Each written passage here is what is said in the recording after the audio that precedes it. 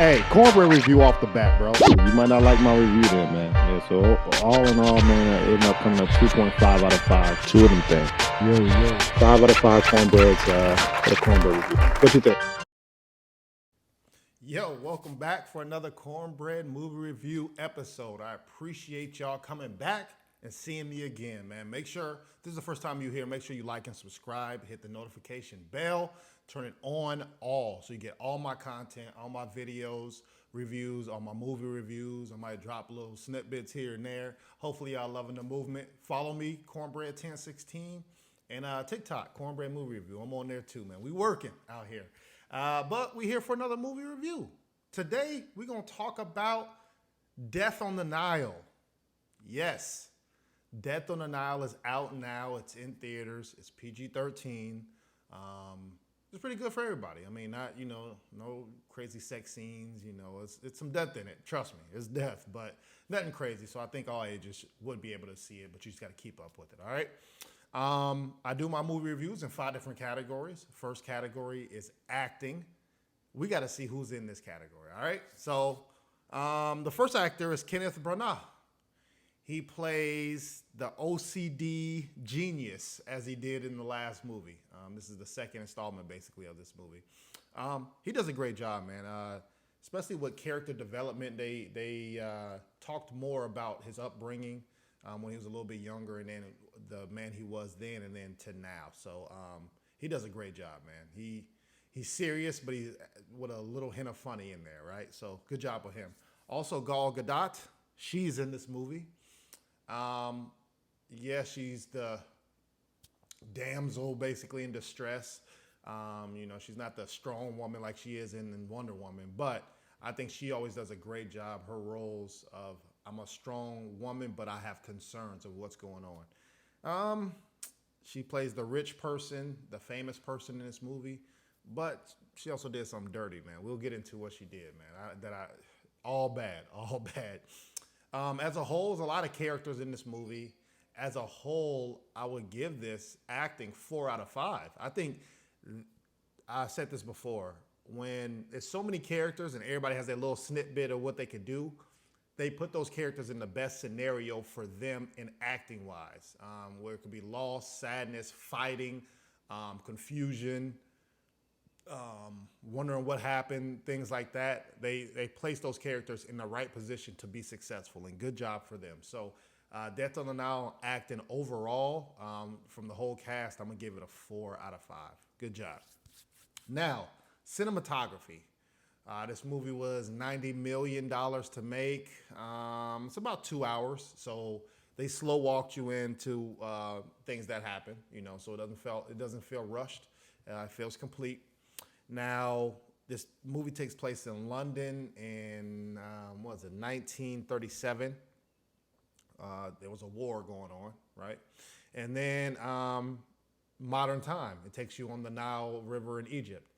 I need to be in Egypt ASAP, bro.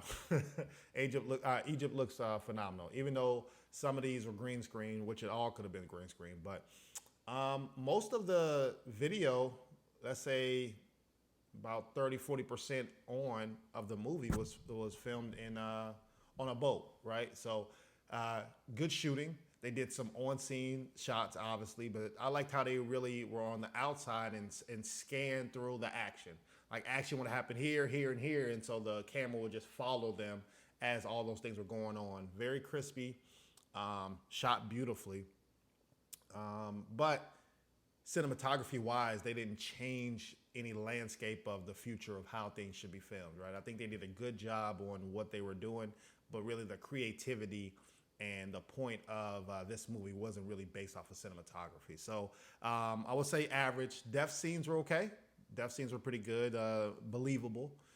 But for me, shooting on a yacht and almost green screen Egypt, was average to me. So cinematography is going to get a 3.5 out of 5 from Cornbread, all right? Next, storytelling. Now, this movie starts off with Kenneth's character at war, And he's always been this, let's say, genius of depicting, oh, let me look at the birds, let me look at this, let me look at this, and use all that knowledge and come up with a formula, the best way to identify the best solution. So they showed that he used those powers during war, which was phenomenal. Great character development, what I talked about in the acting. And then it sped up to this takes place. This movie, Death on the Nile, takes place after he solved the murder from the first movie. Okay, so he comes with a little fame. People requested him. They might have a situation. Can you come help me with this? So it's a good little sequel. Okay, now let's get into Gal Gadot's character. She's a famous. I don't even know if she's an actor. She just owns a lot of property. She has money, but she's looking. Is everybody your friend? Your friend, really? When you have all that money, everybody, there's always snakes in the grass, and I think she's trying to navigate through those things, and so you get that little hint of there's something gonna happen here. I don't know when it's gonna happen, but it's gonna happen. Especially being rich, man. You know, you try to give, but people want to take, or people might use you for a means to their end. You know, so that could be a problem. I really like how it was like a big party. And like I said, it's a lot of characters. So I really like how they identified each character and kind of gave a little quick backstory on that. So good job with that. Instead of you trying to find out who is who, like where'd they come from? Why are they here? Especially if this is a big wedding that's going on. So I really like that storytelling part of it. There's a lot of hidden objectives in here. There's a lot of people slithering. And no one is safe in this movie. So maybe some of your favorite characters that you're starting to like in this movie, they might get axed out. I don't know, man. But good job on that. You know, usually it's just, oh, okay, there's one kill, and then we got to figure out who it is. So good job on the storytelling on it's not just front door mystery or front door murder. It's a lot of back door, side doors things. So good job on storytelling. So for me, storytelling is going to get a 4 out of 5. All right. Next category. Did I get what I bought? Once again, this movie's in theaters, no streaming platforms, so it's about $10 to $15 right now. Movie theaters are getting a little more and more packed each week, so if you feel comfortable going out there, I would recommend it. If not, you might want to wait. Good job on not spoiling things on the trailers. So whoever made the trailer, good job, man. You kind of know one thing is going to happen, so you try to get to that point, but after that, it's a free-for-all. You're glued to your seat. You're on that roller coaster ride of who did it, how they do it, what's going on, why did they do it. So I really appreciate that. Also, this movie teaches you, man, treat people kindly, bro, because you never know how that's going to come back and bite you in the butt. You know what I'm saying? So stay on top of that. And also, a broken heart can do anything. And you know what I'm talking about if you've seen the movie. If not, I'm not going to give it away. But if there's a broken heart, bro, there's no limitations to what they gonna do. All bad. So this movie definitely is a more sophisticated, well thought out Scream, if you get my drift. That's how I see this movie. So did I get what I bought? I'm gonna say a 4 out of 5 on did I get what I bought in that category. All right, last category for Cornbread, is it a must see? Now, it's basically Clue in a movie. It's a good sequel, but for me, it's really not for everybody. There's some action scenes, but it's not a lot of action. There's not a lot of A-list celebrities in this movie. I was intrigued by it, but I can see why other people might either wait to see it or just skip over this movie. A lot of twists and turns. Good jazz scenes, too.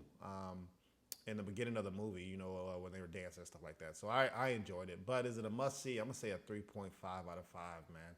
So that brings me to the conclusion of Death on the Nile. And this movie gets a 4 out of 5 Cornbreads from me. It barely made it. Barely made a 4 out of 5. It was getting close to 3.5. But based on the categories, it gets the 4 out of 5. All right? Now that brings me to a forgotten movie segment. I always gonna leave y'all with a movie to make sure y'all double back and go check it out, man. And today, this movie came out in 2005, bro. It is rated R. And this movie's about love, loss, loyalty, some good fight scenes. And this movie is Four Brothers. I know y'all out there seeing Four Brothers. Come on, man. This movie has Mark Wahlberg. Come on, man. You know him. He got to take off his shirt and everything. They in Detroit, and he got to take off his movie and take off his shirt in the snow and all that stuff, man. So it's pretty good. And Tyrese Gibson did a good job in this, right? Like this is when he was in the Transformers and the Fast and Furious series. He also did Four Brothers too. So Tyrese does a pretty good job in acting. So solid cast. Also, I think that cast gets overlooked. A lot of them were starting out, and then they went to go do great things after this movie. So, Four Brothers, the forgotten movie, Death on the Nile. Make sure you go check it. Write me a review. Let me know if I'm right, wrong, whatever. But I'll be back next week. Appreciate y'all. Peace.